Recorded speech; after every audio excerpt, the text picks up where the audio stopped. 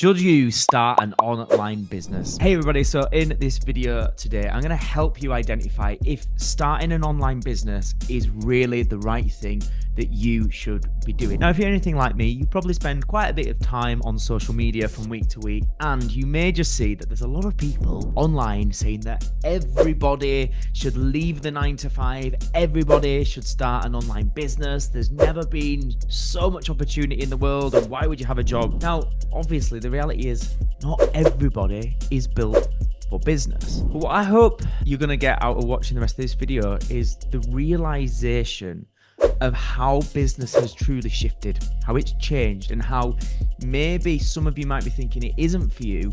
You might realize that once you know this, perhaps it is.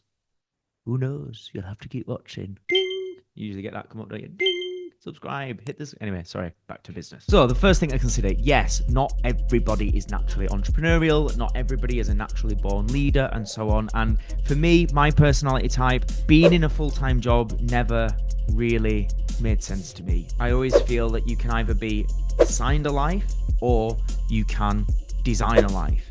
And for me, getting a job is you're assigned it. You know, you are told what hours to work, when to work, what your job role is, how to be, how to conduct yourself. You're told when you can take holidays, how long you're allowed your holiday to be, if you're allowed time off when a loved one dies and things like that. And for me, just the whole structure we're given and encouraged really to follow just didn't seem like one that made sense to me personally. Now, that isn't the same for everybody. So I think one of the first things to identify is, do you like that? Do you like being told how long you're allowed to have holidays, when to work, how long to work, how much you're allowed to earn? Or would you naturally prefer to be able to design your life, to be able to decide? And again, maybe go a little bit hypothetical, because I think for some people hearing this, it's like, oh, but this is too wild, that would never happen, that's too tough, when actually it's maybe more realistic than some of you realize. If you had full choice, like if you could maybe just work a few hours a week, anywhere in the world, travel, be able to have that first class experience, be able to provide the best, most insane, incredible opportunities to your family, to your loved ones. Like if you could choose that versus being told how much to earn and so on, would you rather have that? And I think it's about being really honest about the answer, because most people say, I like the certainty of a wage and a structure and If they were really, really, really honest, they would prefer to be earning, I don't know, 20, 30 grand a month, working a few hours a week. They would prefer it.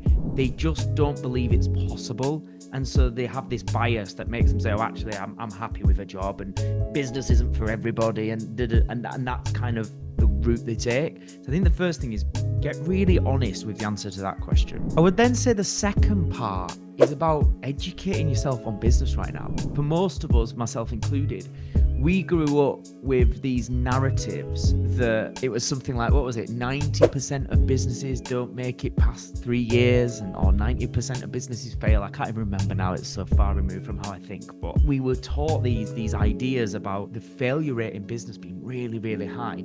And that put most of us off. And so then again, we lean into that safety and security of having a job, even though most jobs are not that safe and secure, but that's a whole different video. If you actually start to recognize the world has shifted drastically, even in just the last 2 or 3 years, let alone the last 5, the last 10, and yet some of us are still running these old school narratives about business. For me personally, I set up my first company when I was 19, and that was a business that had high overhead. You know, we have full-time staff, we have premises, we have vans, we had costumes, we had speakers, we have lights. It was an entertainment company, if you're wondering. And so there's a high expense and overheads, which means minimal profit margin in that particular business. And that was blooming hard, that company. And it took years and years of making very little profit and reinvesting anything you did make. It was a really slow slog of a business. And at many times, I kind of was like, ugh, I could throw in the towel right now and I'd be happy to quit and be one of those failure statistics in that kind of business model. But with the evolution of technology and social media and AI especially, there are now more and more people than ever that are setting up businesses and successfully making thousands of pounds per month every single month from doing it the right way and from being educated and knowledgeable about this space. And actually, a lot of people that are in employment now do have what we know as a side hustle, aka a secondary income, on the side of their full-time employment. Part of the reason being cost of living crisis, people need it. But another part is people are starting to go, no, actually, especially I think since 2020, when we had the whole lockdowns, I think a lot of people started to reevaluate and go, I don't want to be told when to work all the time. I don't want to be told a set wage. I do want to earn extra money. I do want to work a bit more on my own terms. Just pulled up some statistics here, which are taken from, button to give you the source, finder.com/UK business-banking/side-hustles-statistics. There you go. If you bothered, you can go check out the source. But it says here that 43% of Brits now actually have a side hustle as an additional source of income in 2024. And the average income from those side hustles is £207 a week, or 900 quid a month. And that's just average. Obviously, there's people doing less, but obviously there's people doing a lot more than that £900 a month. But the interesting part here is that it says that more than 2/3 of Generation Z, so 68% of the younger generation, earn money from side hustles, compared to just 7% of the silent generation, the older generation. So again, that suggests to me this lack of knowledge, this old school way of thinking, is more than likely a big factor in why only 7% of the silent generation have got a side hustle. It actually says here that millennials are the ones who earn the most from side hustles, with an average income of £1,208 per month. So in other words, more and more people are learning about having a secondary income, and then some obviously then turn that into a full-time income, and that becomes their full-time business that they can then grow and build, and they move away from these more traditional ways of earning an income. But the biggest part of that is education, realizing the opportunities that are out there and getting good guidance on it. So to recap, I think the first thing is getting really clear: do you truly want to be assigned a life, or actually would you rather design a life? The second thing is do research and start to realize how possible it actually is to make money online, and how the old school way of thinking is just that. It's old, it's outdated, and it's not reflective of the opportunity available to you right now. And I think the third thing to get clarity over is, does your current situation, path, goals that you have for yourself, do they equate to a life of thriving or just surviving? Personally, I think if you're living in Britain right now, the general predictions and realities of the average life in Britain right now are pretty bleak. And it's not something I enjoy saying. It's sad to hear that, but cost of living is so high. It's, things cost so much money now. Traditional sort of further education is so expensive. The NHS feels broken. There's mass censorship everywhere you look, and there's just a lot of a feeling of not much opportunity, and it's quite bleak if you follow the more traditional ways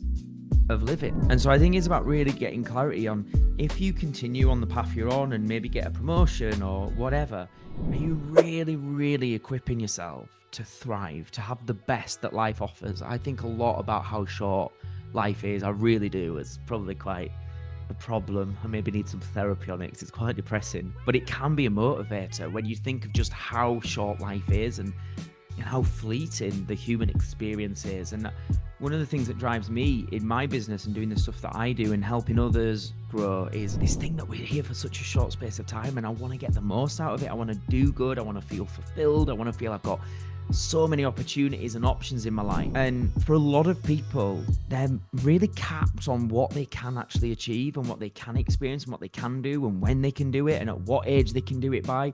And again, I think when you really understand the potential in running an online business and you're given the correct guidance and support so that you can start to have the confidence and the self-belief in an online business, I think it just opens up an entirely different world that most people that haven't started those businesses, the vast majority of them, not everybody, but the majority of them, will just never have that world opened up to them. So there you go, just some ideas to consider. I hope just following those 3 points, and I think honest reflection on them maybe helps you identify that actually maybe setting up a business of your own could work. And you'll notice that I've not really gone heavy on this video about personality traits and, you've got to be willing to sacrifice things, you've got to be willing to put in the work up front and da-da-da-da-da.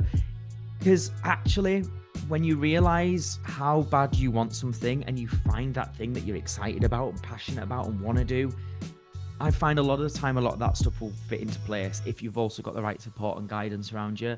So I don't think determining whether a business is right for you or not is overly relevant to you needing to have natural leadership skills and communication skills and work ethic and all these things. Of course, they play a part, but I think they play a part a lot more so in the more traditional old school styles of business that we've spoke about. I think with today's opportunity, and it really is opportunity that we have online, none of that is as essential as it would have been should you have set up a company like I did at 19, where it really was a slog and it really was nearly a failure many, many, many times. Things have changed a lot. Let me know in the comments, has this got you thinking? Has this given you a bit of clarity? Has this maybe made you realize a business is for you? Or maybe you've realized it's definitely not for you. Let me know in the comments. Please do subscribe and all that stuff we say on YouTube. But also, importantly, I want to let you know that I am running a completely free 90-minute webinar telling you exactly how to set up an online business. Won't cost you a penny. If you want to sign up and you want to watch that live webinar with me, where there'll also be opportunity for Q&A where you can ask questions, speak to me directly, make sure you click the link that is in the bit below here and you can do the free webinar thing. But if you're not available for the webinar, that's fine. Go to the next video on this YouTube channel, because if you are wanting to start your own business but you don't know where to start, the next video on this YouTube series is here to help you gain clarity on what that business could look like and how to get started. So make sure that you check out the next video, and I'll see you over there.